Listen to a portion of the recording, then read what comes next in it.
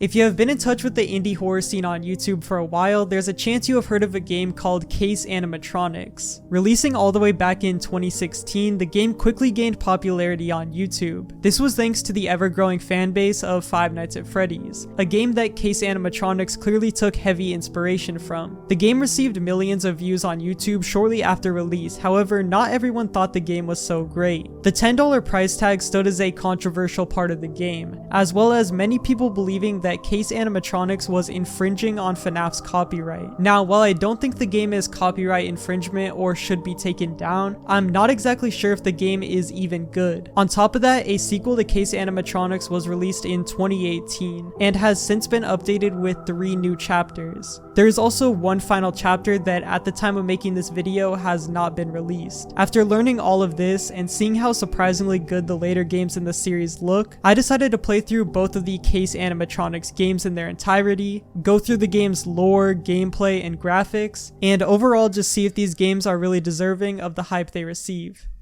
Before that though, this video is sponsored by War Thunder. War Thunder is a free-to-play military action game where you can battle in land, sea, and air vehicles spanning an entire century. The game is available on PlayStation, Xbox, and PC. War Thunder perfectly captures the scale and intensity of fierce battles using military equipment. The list of available tanks, planes, helicopters, and ships includes all iconic machines and lesser-known prototypes from the mid-20th century to present. Fans of military vehicles will be happy to hear that every element of equipment in this game is highly detailed, both visually and in gameplay, which makes every machine feel unique during battle. All advanced military technologies are also available, such as guided missile strikes, active protection systems, smoke screens, night vision devices, and more, as well as strike drones and even a nuclear strike that can flatten an entire map. War Thunder also lets you play however you want, whether that's breaking through the front line in a tank, covering ground vehicles from a helicopter, or participating in fighter battles in the sky. All vehicles can also be upgraded and improved with additional modules, as well as customized with War Thunder's huge amount of visual customization elements and skins. Another cool thing about War Thunder is that thanks to its unique damage model, there is no need for health bars. Every hit on the enemy has an effect on the opponent's vehicle, and each hit is visualized with an X-ray mode. There's also many locations to fight in, from deserts and forests to snow-covered mountains, which are all inspired by real-life locations and feature unique terrain, making every landscape feel different. The game also looks great thanks to the graphics, physics, and sound constantly improving, helping you get immersed into the atmosphere of the battles even more. Also keep an eye out for the new Air Superiority update, which added even more advanced military equipment to the game, reworked explosion and fire effects, and also introduced the new Volcano Valley map for air battles. You can download War Thunder today for free by using my link in the description. All new players and those who haven't played for half a year or more will also receive some special bonuses, such as rentals for the P-40E1 aircraft and M4 tank for a week, along with free unique skins for them. You also get a special decorator called Eagle of Valor, 100,000 silver lions, 3 premium vehicles for free, a week of premium account, and even more gifts. Make sure you go quick though, because the American vehicle bonus season will end very soon. With that being said, thank you once again to War Thunder for sponsoring this video. The first game immediately opens with our main character Jack waking up at his desk. He hears a strange noise and decides to go check on it. This is where we learn the basic mechanics for the game. Also, one thing to note is our character actually talks, and well, the voice acting is really bad. Looks like I fell asleep. It's almost midnight. What is it? Strange. No one else should be here. I'll go check. Before going to check on the noise we heard, we get a flashlight as well as a tablet, which is very similar to the cameras in FNAF. We can use this tablet to watch over the security cameras, which are placed throughout the various rooms of the police station. One thing to keep an eye out for though is that the battery dies very fast, so it's best to only use it when absolutely necessary. While for some reason talking to himself, our main character mentions that the charger to the tablet is in Ben's office, but before he can even finish his sentence, this happens. Hell, what is it? They better approach the fuse box in the control room. According to the evacuation scheme on the wall of my room, the control room is in B7. This scene is absolutely hilarious. Not only does the actor sound like he's not even trying to put emotion into his voice, but also all of his lines are just straight up exposition telling the player what to do. I seriously think just having a little box pop up in the top right with our next objective would have been better, because these scenes come off more funny than anything. Anyways, listening to what our main character told us, we need to make our way over to the control room in B7. This is where the free roam section of the game starts. Unlike Five Nights at Freddy's, we are free to walk around the entire police station, as well as search drawers, hide under desks and in cabinets, and use keycards to open various doors. Making our way through the dark, eerie building, we eventually stumble across the first animatronic, the wolf, who is decommissioned on the floor. Right away, you can probably tell these animatronics aren't like the ones in FNAF. These animatronics look a lot more deadly, being made out of pure metal, with sharp teeth and a much larger frame. Also, not to mention that this one is covered in blood. Next to the wolf is also a piece of paper with a code. After making our way to the control office, we can finally turn on the fuse box to return power to the building. Only after pushing the button, this happens. We then wake up to yet another cutscene. In this cutscene, our character gets a call from a mysterious person who seems to have a personal grudge against our character. Now, it's a little weird to have everything that just happened to be a dream, just for us to wake up in the exact same place, but I just like to think of that previous part as the tutorial, and this is where the true game begins. Just like the last time, we need to make our way over to the control room. Making our way closer to the control room, we once again find the wolf on the floor with his code next to him. This code can be used on the control room door in order to unlock it. After typing in the code, we can make our way into the room and turn on the fuse box once again. Only this time our character mentions a second fuse box. But before we even get a chance to find it, an animatronic scream can be heard out of nowhere. Holy shit. Followed by yet another phone call. Well, starting to remember? How do you like my gift? Like it? Like it? It loves to play.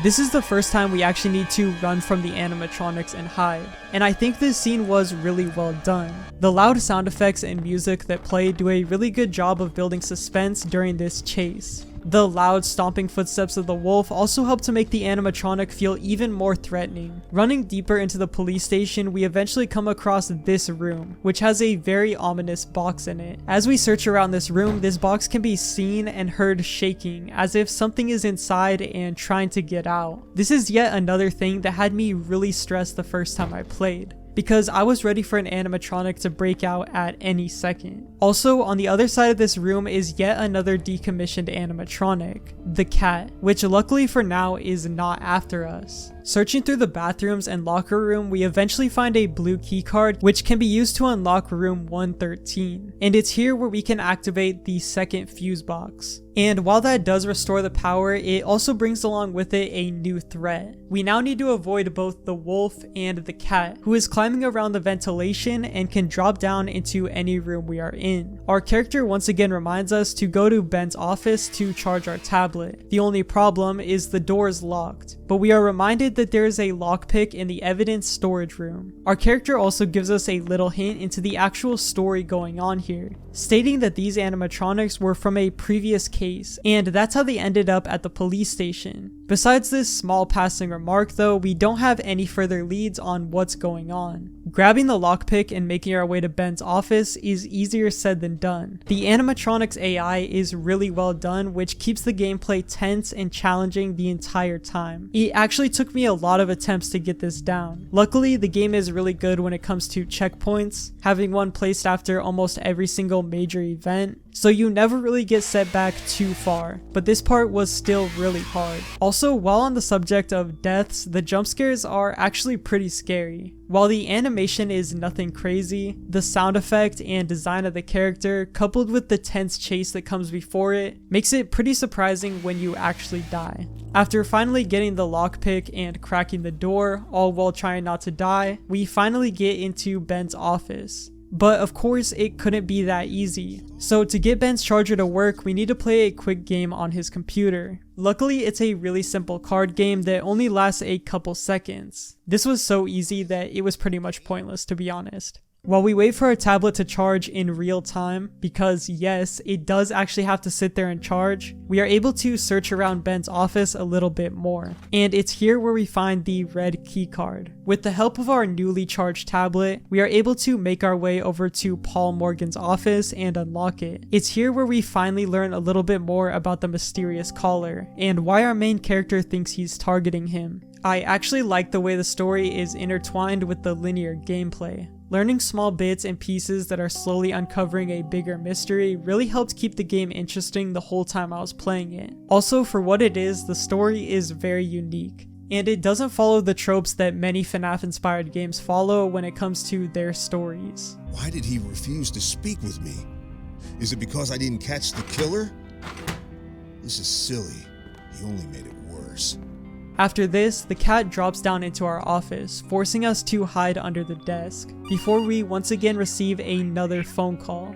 This initiates the next phase of the game where we need to survive until 3 AM. And the character's reaction to this is absolutely hilarious. To survive in this hell until 3 AM? Fucking son of a bitch. Holy crap. I'm not gonna lie, I feel him, because this section was extremely stressful. Not only do we now need to survive in this building from Cat and Wolf, but we also learn that the ventilation has been turned off, meaning we can't stay in a single room for too long. Luckily, you can go back to the control room and reset the ventilation if you want. However, the trip there is very dangerous. I actually really like this section of the game because it gives the player a lot of freedom. You can either risk it early to go and restore the ventilation, making it easier to hide in rooms for longer, or you can just completely risk it, slowly making your way throughout various rooms until you wait for the timer to go off. For me, I went and reset the ventilation. The amount of time you actually need to survive is a lot longer than you'd think, and I did not want to risk dying towards the end. It's seriously like 10 minutes or even longer, which made this part take up most of my playtime for the first game. Luckily, after this, we are almost at the end. Once it reaches 3 AM, for some reason a safe in the director's office now opens up, giving us a key card. While still avoiding the cat and the wolf, we can take this key card to the interrogation room and finally unlock it. In here, we can see the dark silhouette of a third animatronic. But before revealing itself to us, we once again get a call on the phone. Unlike the other animatronics though, this one doesn't chase us. That's because this third animatronic, the owl, is much like a weeping angel, only moving when our back is turned to them. This mechanic, paired with the maze-like layout of the police station, makes for some really stressful moments with the character. After luring the owl away from its room, we can actually make our way inside, where we can find a battery in the drawer. We can then take this battery to a radio that's on a desk towards the middle of the building and use it to play a static noise which attracts the attention of the wolf. After doing this, we can now use our lockpick which we got earlier to finally unlock this previously restricted area. And this is where we get the last phone call and the final section of the game begins. All the lights in the building once again shut off. However, they can individually be turned back on with the light switches. There are also a few more switches in the control room which light the main hall and the lobby. It's important that we take the time to walk around the building, avoiding the animatronics and turning on the lights. Because in order to escape this building and win, we need to find a key card. A key card which is on one of the 3 animatronics trying to kill us. Every once in a while, one of the animatronics will deactivate, giving us a chance to snag their card. However, there's no way to know which key card is the right one without trying it, meaning you will most likely have to get more than one card in order to win. I actually really like this final section because it once again allows us to roam free in the building, use all of the mechanics previously introduced, and complete a task in a non-linear way. Also, having to get that close with the animatronics to get their card creates so many tense moments of gameplay which really work to make this game more scary. After finally getting the right key card though, we are able to finally leave the building, but before our character can drive away, this happens. Hello, Bishop. that is where Case Animatronics ends. Now, is this game a masterpiece? Well, no, not by any means. And for its $10 price tag, it is definitely not worth it. That being said though, I don't think that this is a bad game. Ignoring a few glitchy moments where the animatronics would kill me unfairly or just be straight up invisible, I think that this is a genuinely fun and interesting indie horror game. The more linear gameplay allowed the developer to set up some pretty intense moments. Also, the story, while not being the best, at least had me interested in solving the mystery that it was laying out. And the cliffhanger at the end really made me want to see what was going on with Case Animatronics 2. So with that being said, let's now move on to the second game to see where the game improved and also learn more about the story. Before jumping straight into the second game, I need to explain how this game is broken up. Just like the last game, this one is also $10. The only difference being that it's split into 5 episodes. It's kind of similar to Poppy Playtime, but instead of paying as they release, you pay a one-time fee at the beginning, and then get the chapters for free as they come out. Which sounds like a good deal, until you realize that Chapter 4 took over 3 years to release. So yeah, if you bought the game before Chapter 4 came out, well, you pretty much got scammed. Because even with all 4 chapters out, the game is still only like 6 hours long. There is no date on when Chapter 5 will come out, but I really hope the wait is no longer than a few months. As we go through the review, you'll see that the graphics, mechanics, and gameplay all did become a lot better in Chapter 4, but it still shouldn't have taken that long to release. Also included in Case Animatronics 2 is a multiplayer mode which I have not been able to play yet, but from clips I've seen on YouTube it actually looks pretty fun and well thought out, with the game having one player take the role of an animatronic while the others try to stay alive and complete tasks. I'll save that for another video though, because I just want to focus on the single player. With that being said though, let's jump into Case 2 Animatronic Survival Episode 1. According to the Steam store description, the story of this game takes place 2 years before the attack on the police station. There was a terrible tragedy in the city, which led to the closure of the amusement park. Some believe it was an accident, while others think it was a planned act of intimidation. We once again play as Jack Bishop, a man who lost everything, and will soon have to pay for his crimes. The past is finally catching up to him. The game opens up with Jack in his office at the Aurora amusement park. He falls to the ground before an unknown voice once again begins speaking to him on the phone. Jack thinks it's his missing partner Matthew playing a joke on him, but is unsure who it is. The mysterious voice seems to want revenge on Jack for something he did, but the details at this point don't make it clear what's going on. We are now set to roam free, and immediately you can tell that the production value has stepped up. We are now able to interact with objects more closely, and the animations for the flashlight have been changed. The controls overall just feel a lot better than they did in the first game. Making our way out of the office and down the hall, we eventually come across the first animatronic, which has a very creepy, almost demonic-like appearance. Continuing to move through the building, we discover a deep pit in the floor and are given the option to jump in. If we do that, however, as you may have expected, we die. Why the game even gives us a choice, I have no idea, but I guess it's pretty funny. Making our way into the next room, we can see what looks to be a dead body on the ground get dragged into a nearby room. Before, our character says this: "Shit! I need to go back to the office and call the police. But before that, I'd better find that innovative tablet." As you can see, the voice actor for the main character has unfortunately not improved very much. But honestly, at this point, it kind of adds charm to the game, and I didn't really mind it. That being said though, it is really hard to take some of these scenes seriously when he's talking. In this room, we are able to get the tablet, and just like in the first game, are able to look over the cameras around the building. One new feature that wasn't present in the first game is that we are actually able to see our character on the cameras. Not only this, but the whole layout is a lot cleaner and just works a lot better. There is also the new ability to activate audio devices through cameras, which we can use later in the game to lure animatronics away. After activating the audio device in our room, the cat breaks through the wall and starts hunting for us. We need to crouch in order to hide from the cat, and from here we are able to sneak out of the room through the wall that he just broke through, and make a sprint for our office. We lock the door behind us before once again receiving a phone call from the unknown man. And well, the dialogue doesn't get any better. "Yeah, The Undertaker, who'll be waiting for you when I get out of here. You're still in the mood for jokes, I see. But that won't be for long. I'm sorry, but the police always have more important things to do.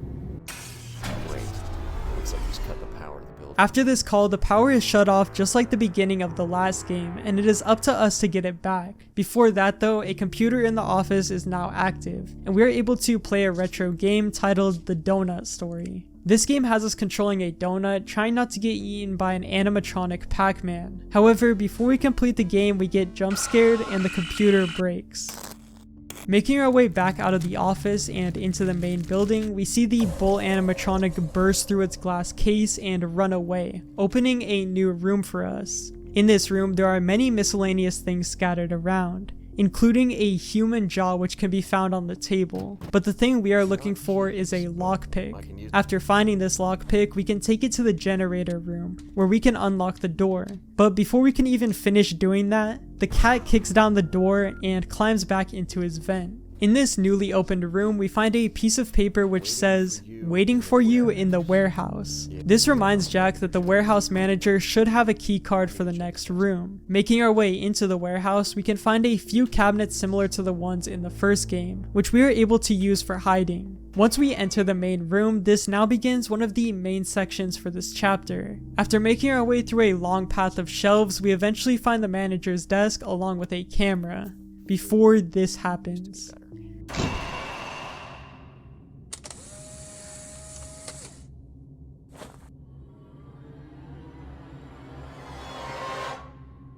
After this pretty creative reveal for the animatronic, we now get the key card, and have to find our way out of this warehouse. This seems easy enough, with a clearly open path right to our left. However, trying to take the easy way out gets us crushed. So that means the only way out is the long way. While trying to get out, we are also being attacked by the cat, who is frantically searching the warehouse for us and needs to be hidden from in order for us to survive.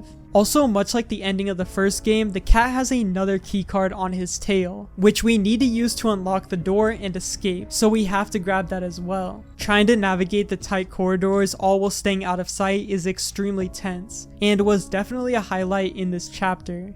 After we get the orange keycard from the cat and make it out of the warehouse, we are now able to take our blue keycard over to the generator room and unlock it. The generator is missing a fuse, so we need to look around the room and find one. After placing it in the generator, we are then given a QuickTime event and have to choose whether or not to turn the generator off. The correct answer is no, which is kind of weird because Jack says he better remove the fuse. I think these QuickTime events are kind of dumb because most of the time you'll find yourself dying over a stupid reason, and will have to replay a previously challenging part just for making the wrong decision. Luckily though, there is a checkpoint before this, so this one isn't too bad. After turning on the generator, power is restored to the building, and we are once again able to watch over the cameras. However, our tablet soon dies, and we need to return to our office to charge it. While charging the tablet, Jack gets the idea to break the lock on the door in the kitchen, but needs a crowbar from the warehouse. We now, for one last time, need to sneak out of the office and avoid the cat while searching the warehouse for this crowbar. Now is a good time to mention that every item that needs to be found in this game has multiple spawn points, meaning you can't just look up a video or go off your last attempt in order to find something. You actually need to search for it, which I thought was really good foresight from the developers. It keeps every attempt fresh and also stops players from cheesing the game. After searching through the entire warehouse, you will eventually find the crowbar. But before we can leave, we are once again interrupted by the unknown voice, who introduces his other creation. That creation being the owl, which has once again returned with a newly updated design. The owl behaves very similar to how we did in the last title, only moving when we are facing away from him. However, there is also a new mechanic to stop us from staring at him for too long. If we look at the owl for too long, our screen will fill with static and we will be attacked. So we need to balance looking at the owl from time to time while also looking away long enough to not get killed. The small gaps between the shelves made this section extremely extremely tricky but also really interesting. Also, as we exit the warehouse, we are also attacked by the cat, who is still roaming the building, which made this very hard. After making it out though, we are able to retrieve our tablet and return to the kitchen with our crowbar. The owl once again appears in the room to try and stop us, but we are able to use the audio device on our camera to lure him away. From here we can finally use the crowbar to break the lock in the kitchen, but before we can even finish that, we are attacked by the cat. After a quick time event and a struggle between Jack and the cat, they both fall into the hole, and this is where episode 1 concludes.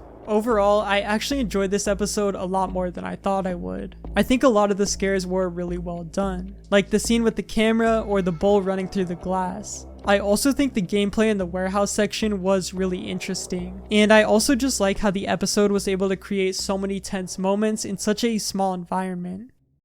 Episode 2 is actually a prequel to episode 1. We see Jack wake up in his house before we are able to walk around. Going downstairs to explore more of the house, we can see a figure watching us from the outside window. We also receive a phone call and are told that even though we got the blueprints, we did not eliminate the target, and for that, we won't see our daughter. This is even more of a hint towards the crime the unknown man wanted Jack to do. Going back upstairs and going into his daughter Emily's room, we can see that she seems to have been taken as some sort of punishment to Jack. Attempting to leave the room then begins this trippy sequence where Ben, one of the officers from the first game, tells Jack that his brother's blood contained modified Epicurean chloride, which is a chemical we will see more later in the game. Jack continues seeing these disturbing hallucinations, with things like ghost hands and body bags appearing in front of him. Eventually though, we make it to the end of the hallway and back into the house. Jack calls out for his daughter before the basement door mysteriously unlocks, and it's here where Jack makes a very disturbing discovery.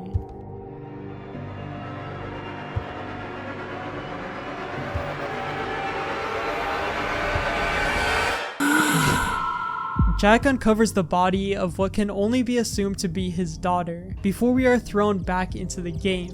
We are still in the basement, only this time a much larger and different basement. The bull, the red animatronic from the first episode, is also down here with us. The door to escape the basement is on a 2-minute timer, so we need to run around the room away from the bull until it unlocks. This is an extremely tense 2 minutes, and even though you are faster than the bull, the way the screen shakes along with the sound effects of his loud footsteps behind you make you feel like you're going to be caught at any second. After the 2 minutes is up, we are then able to leave this basement and are brought back to the real basement from the house. It's a little weird that the basement from the survival section is a completely different basement, but I'm assuming that section is just a hallucination, mainly because Emily's body is no longer in the room with us. Coming back up the stairs, we are once again being called by the unknown man. Apparently the man we are supposed to kill escaped, and people are dying as a result of that. The man then once again reminds us that our daughter will pay, before hanging up the phone. After this, the doorbell rings, and after answering the door, Jack finds a gift that someone left for him. Oh my god! No! Emily! This is the end of episode 2, Revenge. This episode was really interesting, because while it didn't really do much for me in terms of gameplay, there was a lot more story to unpack here than anything we saw in the first chapter. We finally learn the main reason why the unknown man hates Jack so much, and also see the horrible things he did to him as a result. I do think as a standalone episode, this one is far too short, and definitely needed more gameplay than just the basement section, and the few hallucination scenes to really make it worthwhile. Luckily though, we are now moving on to episode 3, which is a huge improvement over the first 2 episodes. Episode 3 opens up where episode 1 left off, with us waking up at the bottom of the hole. Luckily the cat, who also fell down with us, is decommissioned for the time, so we don't need to worry about him. Red arrows on the wall points us in the direction we need to go as we navigate the many dark rooms underneath the amusement park. Moving further along, we eventually come across a room covered in red mist, which makes Jack cough, and hear the voice of Ben, who's describing someone as biological waste, potentially Jack's brother. Moving through the room and over to a door, we get jump scared by the wolf, who is now back for this episode. But after opening the doorway, it is revealed that he is no longer there. The red gas still fills the room, so it's possible that that's what's making Jack see these hallucinations.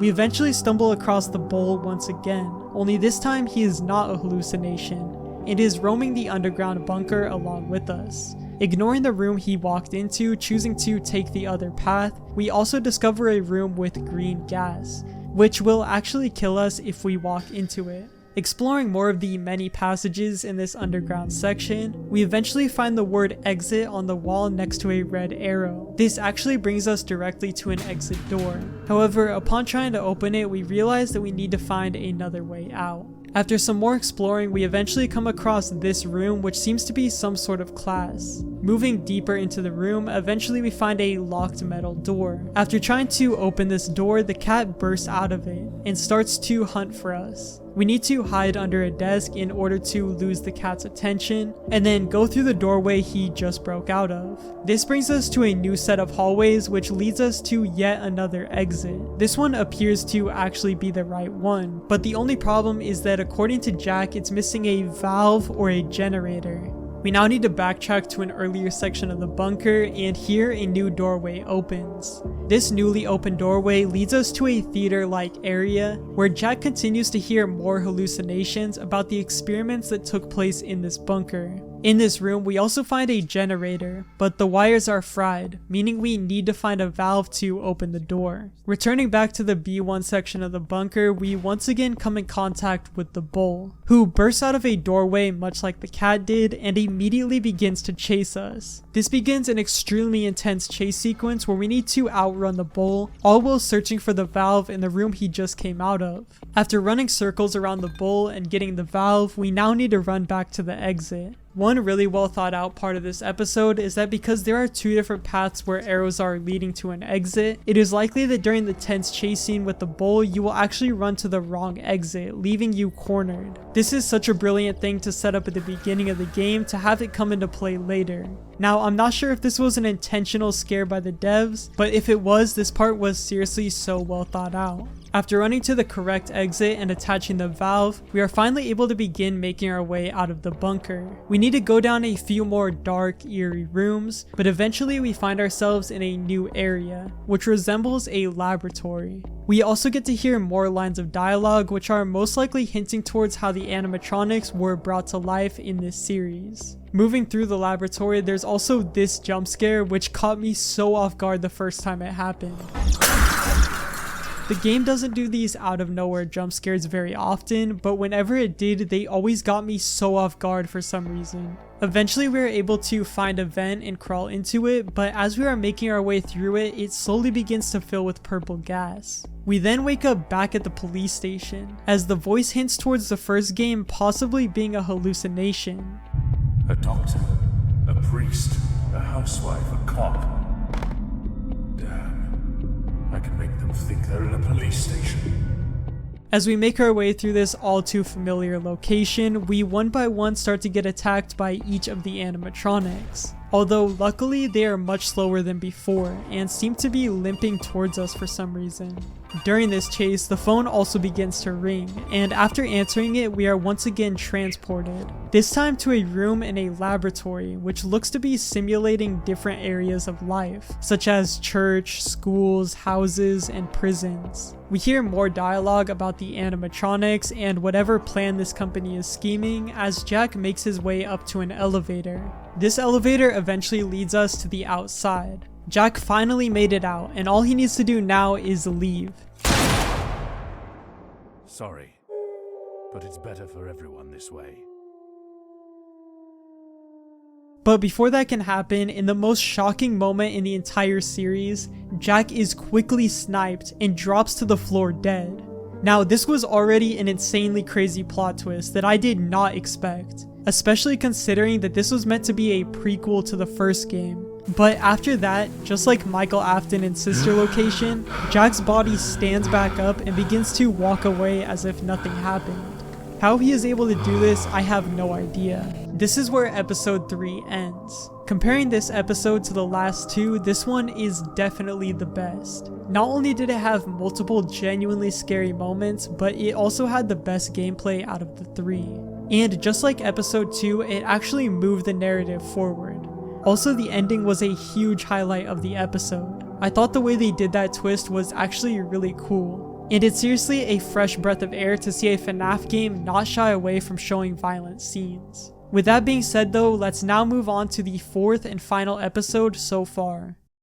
Episode 4 opens with two people who seem to be taking care of Jack, wondering how he is still alive after taking a bullet to the head. Jack closes his eyes again, only to wake up by himself, and this is where episode 4 begins. Right away when loading into this episode, it's noticeable that the engine has definitely upgraded. The game not only looks and feels better, but we are also now given a new movement option, that being jump, which as you'll find out later is very important for this chapter. Another mechanic which is brand new is the ability to push things out of the way, which we need to do right at the beginning in order to progress. In this episode, we are now in a brand new location, which is not specified to us yet, but seems to be a facility for the Vice company. We can hear someone named Tom talking over the intercom. He seems to be rehearsing a script for the introduction of a new amusement park or something. And as this is happening, we are able to explore a lobby which for some reason is covered in blood. Right away, this chapter was giving me huge BioShock vibes, which isn't a bad thing at all. Using a lockpick that's set on this table, we are able to break into a nearby room. And it's here where we can use the newly added generator mechanic to turn on the power. This new system of turning on generators actually works really well. It forces the player to be more intentional with when they choose to turn one on. And it also leads to some tense moments where you will be trying to turn one on next to an animatronic. After activating the generator, we are able to take a code off this whiteboard and put it into a nearby computer. This lets us open up a previously locked gate, but as we are doing that, the owl appears.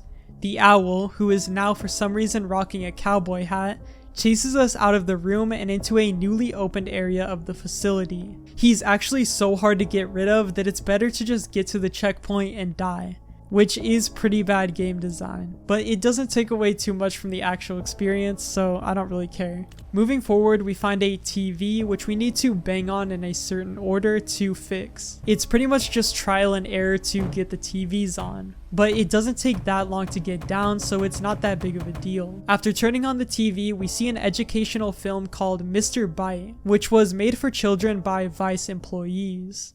This film describes Mr. Bite, a new animatronic, as something you can call to your aid whenever you are being bullied. The concept is very bizarre, but it makes you wonder what the company really made these animatronics for. After the show ends, we then see a new sheep-like character standing across from us. However, after approaching her, she quickly changes into the cat before bursting through the glass and running towards us. Before the cat can catch up to us though, in a really cool moment, the crocodile bursts through the wall and saves us. Something that I wasn't really expecting, but made sense given the film we just watched on the TV. Also, a gator animatronic fighting other animatronics. I wonder where I've heard that idea before. We now need to go through the wall the gator came from. The only problem is that the floor is covered in broken glass. If we step on this, it makes a very loud noise that attracts the crocodile. So we need to make sure to use our jump to avoid the glass as much as possible. We also at this point learn the ability to pick up and throw objects, which is very useful to tricking the crocodile into walking away from a certain area. Moving forward through the facility, we eventually come across a room with a flashlight on the ground, which we are able to pick up, although make sure you don't step on the glass outside the front entrance, or this will happen.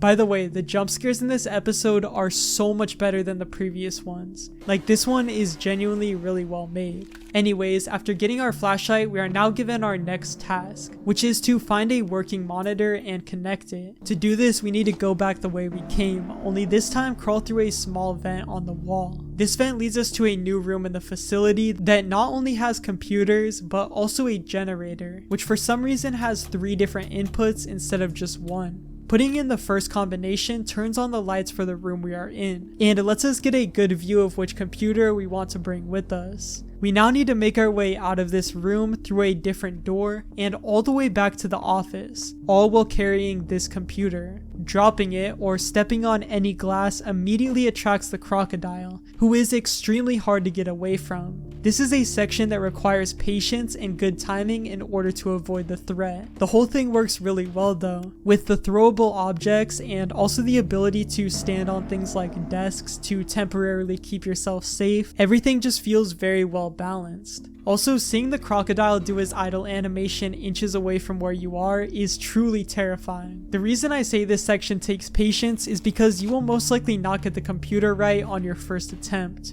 or even your second, meaning you're gonna have to rinse and repeat this process a few times before you get it. And that's not even where the section ends. After finally getting the right computer and bringing it to the office, we can load it up and use it to open a gate. We then need to return to the generator room and make sure that the second input is typed in. We can then walk up to this door right here and lure the crocodile to walk next to it, which will open it up. This opens up a room where we can finally get on an elevator and escape. The only problem is that to get the elevator to move, we need to type in the third input on the generator. This means once again avoiding the crocodile all the way over to the generator room, which is easier said than done. Also, after putting in the third input, all of the lights in the facility shut off, so we once again need to navigate the place in the darkness. And I think it's important to note that this game does not play around about the dark. Usually in horror games, they make it kind of easy to see through the darkness, but not in this game. You can barely see anything and need to be extremely cautious when roaming around. This section is also even more tense because the checkpoints are very far between, meaning if you die, you will have to do everything over again. After finally making it to the elevator for the last time, we are able to push the button and escape. But for some reason, there's like a 90% chance the crocodile will just catch up to you and kill you. Now, luckily there is a checkpoint right before this, but for some reason I just kept dying over and over again, until eventually one attempt the crocodile just left me alone. Other than that small weird bug towards the end, I actually really enjoyed this section. The stealth mechanics work really well in this episode, and the dark atmosphere of the facility made this whole section feel very intense.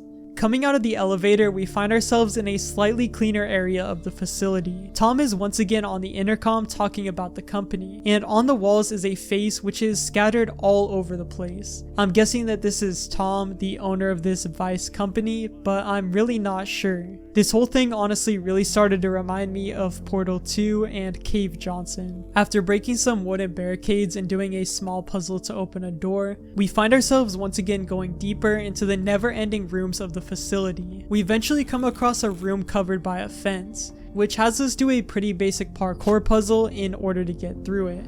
We basically just need to move this shelf to the right and stack a couple of boxes on top of each other, but I think this is still a good puzzle to get players more familiar with the movement.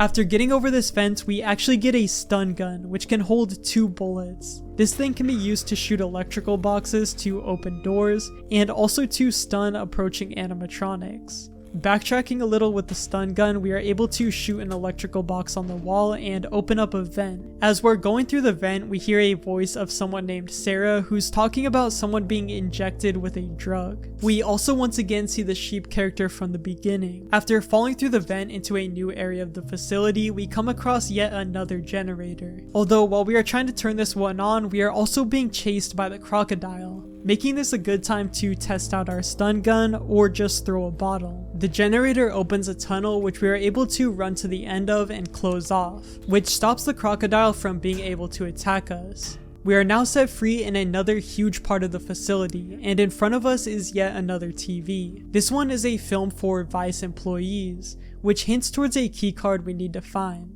Searching through the hundreds of dead bodies that this company for some reason has in their facility, we eventually find the blue keycard. We are able to use this keycard on a door which leads us to an office, and in here we need to throw a bottle at a button in order to unlock this larger gate. We are then able to enter this gate, which brings us to one of the final areas in the game. In this room, we can see a few very random things, like a piano, these posters, and this pink tree in the middle. To be honest, this room looks straight out of Garden of Banban for some reason. Also in this room is another TV, which plays a video titled "Don't Be Weak," made for Vice employees. In this very violent videotape, we learn about the Vice Pritz drug, which apparently gives the employees extra strength, and could even heal you from a bullet wound. Yeah, remember when I mentioned BioShock earlier? Well, this is what I'm talking about. This new drink is most likely how Jack was able to survive after getting shot in the last episode. To open the next area of the map, we need to find a fuse. Going into one of the side rooms and into a vent, we are able to enter the shipping area of the facility. Moving deeper into a back room, we eventually find the fuse, but as soon as we pick it up, the room fills with purple smoke. As we try to exit the room, the door shuts and the sheep once again appears in front of us, before playing a video on the TV. This video explains to us the next gameplay section, telling us that an image of an item will appear on the screens, and it is up to us to find that item and place it in the box.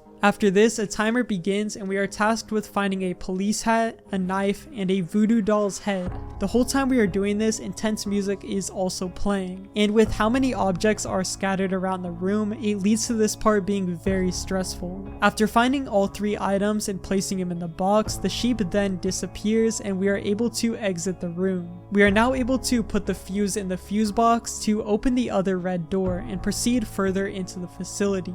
As we go through, however, the metal detectors go off, which attracts the attention of the crocodile, who is once again back to chase us. There is a locked door at the end of the hallway which we need to lockpick, so to have enough time we need to run to the end of the hall, stun the crocodile with our gun, and then pick the lock, which is a very tricky maneuver to pull off but does feel cool in execution, and is also a good use of the stun gun. After unlocking the door, we can then enter this old office room, where we can activate a generator towards the back wall. After activating this generator, we can then use a computer in a nearby cubicle to open a gate.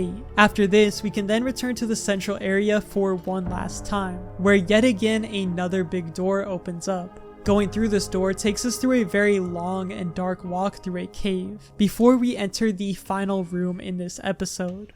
Looking up, there is a cargo box being held up by a storage container with a yellow X underneath. Next to that is also 2 levers. Immediately, I was ready for what was about to come next, but there is just one problem. One of the levers is actually missing. To get it, we need to throw a bottle at this button right here in order to break into an office room that's off to the side. In this room, we can find a valve on the table as well as one final TV. This TV plays a video called Big Toys, which is meant to be an educational film for both parents and children. In this video, Vice claims they will be able to create robots that will be able to protect children, but these robots also have an alternative motive planned for them. Our goal is to create safe, powerful robots.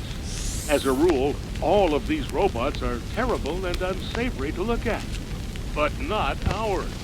These pleasant-looking toys will soon be in every part of the world. And what if some country decides to harm the planet or insult our powerful country? All we have to do is pull the lever. And our sweet robots will stop being so sweet. And remember, if anyone can't change, then we'll help them. Send my presentation to the General, and leave me a key, just in case.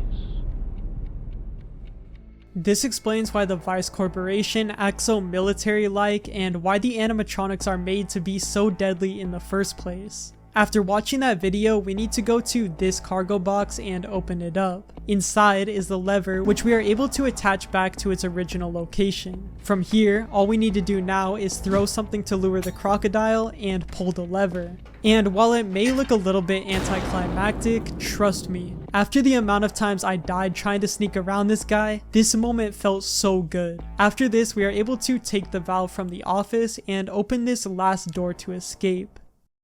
After finishing episode 4, I can say without a doubt it's by far the best and most polished episode the series has to offer. The gameplay in this part felt well thought out the entire time and flowed very well. The locations were interesting and unique, and the story that continued to unfold only has me more interested for when episode 5 comes out. I also really liked the addition of both the new characters, especially the crocodile. I thought his animations were very creepy and his jump scare was also really well made. Now, Case Animatronics 2 isn't a perfect game by any means, but for the indie horror genre, it is actually not as bad as I expected. Compared to a game like Garten of Banban, this is literally a masterpiece. Before going into this, I thought that Case Animatronics was just a slop game made to ride off the success of Five Nights at Freddy's. But after playing it for myself, it's clear the developers have tried very hard to turn it into its own thing, and I'm excited to see how it evolves and where it goes in episode 5. If you guys watched all the way to the end, thank you all so much for watching. Let me know what you guys thought about the games in the comments down below, and with that being said, I'll see you all in the next video. Peace.